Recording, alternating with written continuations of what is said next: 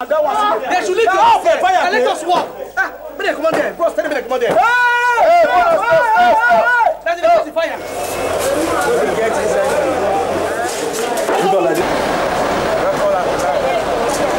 There was confusion in the air as men of the University of Benin Fire Department and Edo State Fire Service, as well as men of Ekadolo Police Division and the military, fought valiantly to put the fire under control.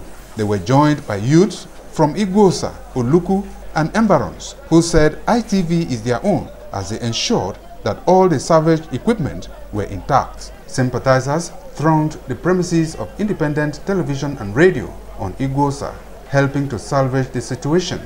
The fire started at the digital television studio at some minutes past 9 in the evening. According to some members of staff on duty at the time of the incident, there were 3 explosions at the studio before the facility went up in flames under a mysterious circumstance. We are on air relating NTA network news.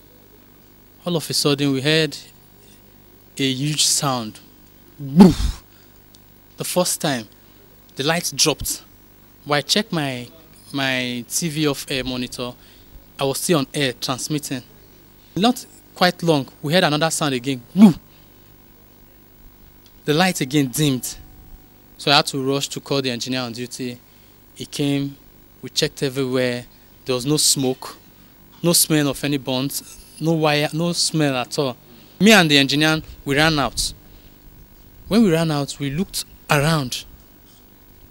When we looked out at the roof was already on fire.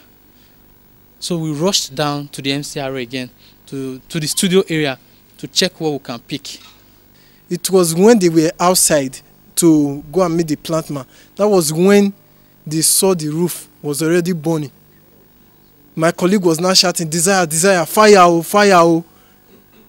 When they now came to the MCRO, we were now trying to rush into the studio. The studio just collapsed immediately. We now started picking all what we could pick from the master control room. What happened last night was like a mystery.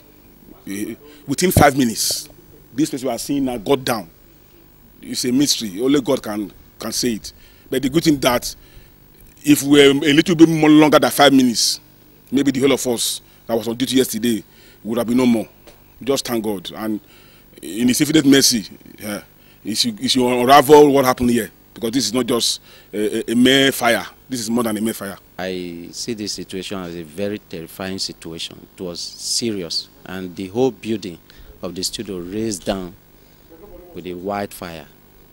The fire burnt all the digital equipment in the studio to ashes, forcing the station to temporarily go off the air. Although the extent of damage is yet to be quantified, vital digital equipment worth several millions of naira were lost in the incident, which appears to be an outright sabotage. Speaking on the development, the acting general manager of the station, Mr. Abiodun Mudashiru, said the obvious attack will not distract the station from carrying out its professional activities within the ambit of the law. This is a massive destruction.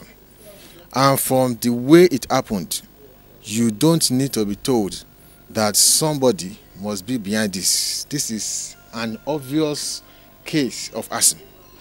This is sabotage. Fire just came up within 5 minutes and nobody knew about it, and before you knew it, it has destroyed everything. Everything. There was also a hole on the perimeter fence at the back of the studio where the suspected arsonists are believed to have passed into the premises. Pius Nsogo reporting.